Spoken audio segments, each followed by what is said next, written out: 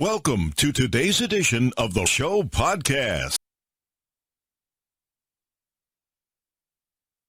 Conductor James Levine, who ruled over the Metropolitan Opera for more than 4 decades before being eased aside when his health declined and then was fired for sexual improprieties, has died. He was 77. Levine died March 9 in Palm Springs, California, of natural causes, his physician of 17 years, Dr. Len Horovitz, said Wednesday. Levine made his Met debut in 1971 and became one of the signature artists in the company's century-plus history, conducting 2,552 performances and ruling over its repertoire, orchestra and singers as music or artistic director from 1976 until forced out by general manager Peter Gelb in 2016 due to Parkinson's disease. Levine became music director emeritus and remained head of its Young Artists program, but was suspended on December 3, 2017, the day after conducting a Verdi Requiem in what turned out to be his final performance, after accounts in the New York Post and the New York Times of sexual misconduct dating to the 1960s. He was fired the following March 12 and never conducted again. He had been scheduled to make comeback performances of Brahms' Ein Deutsches Requiem this January 17 and 21 in Florence, Italy, but the concerts were cancelled due to the novel coronavirus pandemic. No artist in the 137-year history of the Met had as profound an impact as James Levine, Gelb said in a statement. He raised the Met's musical standards to new and greater heights.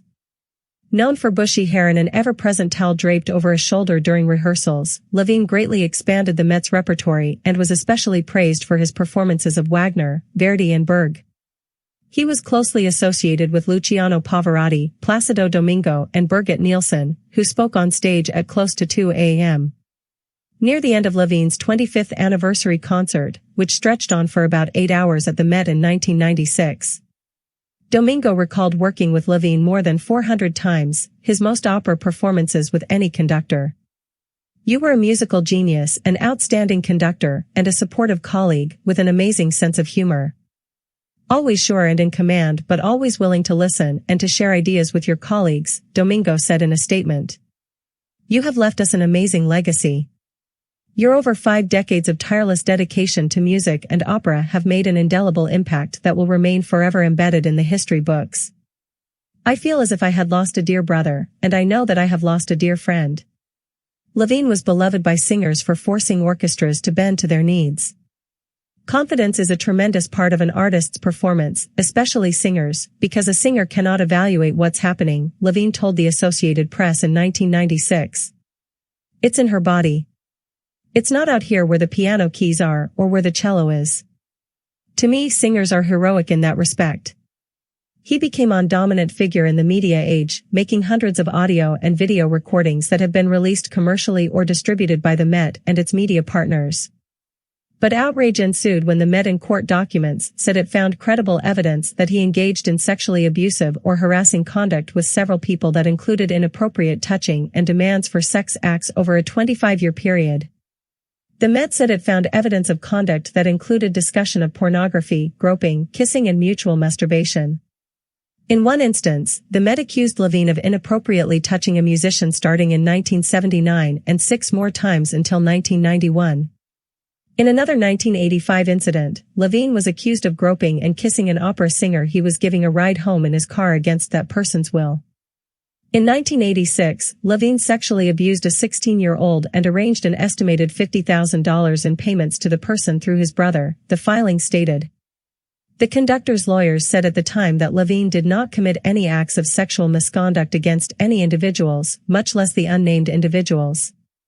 In addition to his lengthy tenure at the Met, Levine was music director of the Chicago Symphony Orchestra's Ravinia Festival from 1973 to 93, the Munich Philharmonic from 1999 to 2004, and the Boston Symphony Orchestra from 2004 to 11. He conducted at the Richard Wagner Festival from 1982 to 98, including a new production of Der Ring der Nibelungen, The Ring of the Nibelung in 1994. He was a regular with the Berlin Philharmonic and the Vienna Philharmonic. Levine was regarded as the top American conductor following the death of Leonard Bernstein in 1990. He won 10 Grammy Awards and was nominated for 37.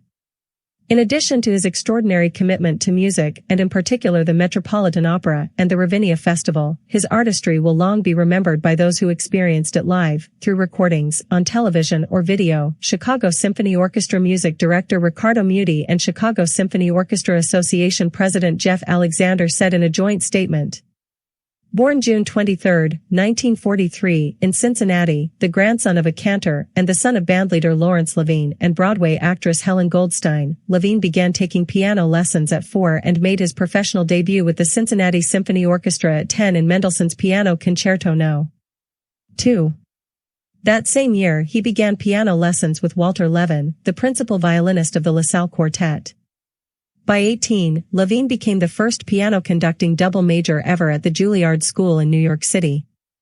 He studied piano with Rudolf Serkin at the Marlborough Festival and with Rosina Levin at Juilliard, spending 13 summers at the Aspen Festival in Colorado. After 3 years at Juilliard, he reached the postgraduate level, then dropped out to become an apprentice to George Zell at the Cleveland Orchestra, where he spent 6 years. Levine made his Met debut in Tosca with Grace Bumbry and Franco Corelli on June 5, 1971. The following February he became principal conductor for the Met's 1973-74 season, assisting music director Raphael Kubelik, and became music director with the 1976-77 season. By the 1986-87 season, he was promoted to artistic director, in near total control of the repertoire and casting, and drew criticism as other major conductors stayed away. He led upward of 110 performances in a season in the 1980s, including tours. Levine was downgraded to music director when he joined the Boston Symphony Orchestra in 2004. Levine was known for restoring cuts in operas that had long been shortened. He favored a central core of Verdi, Wagner, Puccini, Mozart and Strauss, and introduced to the Met such works as Mozart's Idomeneo and La Clemenza di Tito, and Verdi's I Vespri Siciliani. If you do the Ring and it has flaws, it's such a complex undertaking that there can be a lot of good things he said. But you cannot do a bel canto opera with a weakness in the cast. Because there's nothing there except that. It would be a waste of everybody's time. Levine also pushed and led the Met premiere of the Gershwins' Porgy and Bess. He was criticized for a lack of contemporary music. He said the Met was such a large institution that commissions came only slowly, and as a symphony conductor he championed composers Elliott Carter, John Corigliano and Charles Wuorinen. While he upgraded the quality of the orchestra to the highest level since the company began in 1883, his health became an issue for more than a decade.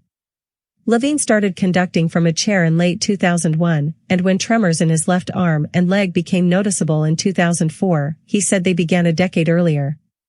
His health worsened in 2006, when he tripped and fell on the stage of Boston Symphony Hall during ovations that followed a performance and tore a rotator cuff, which required shoulder surgery. He had an operation in 2008 to remove a kidney and another in 2009 to repair a herniated disc in his back. He then suffered spinal stenosis, leading to surgeries in May and July 2011.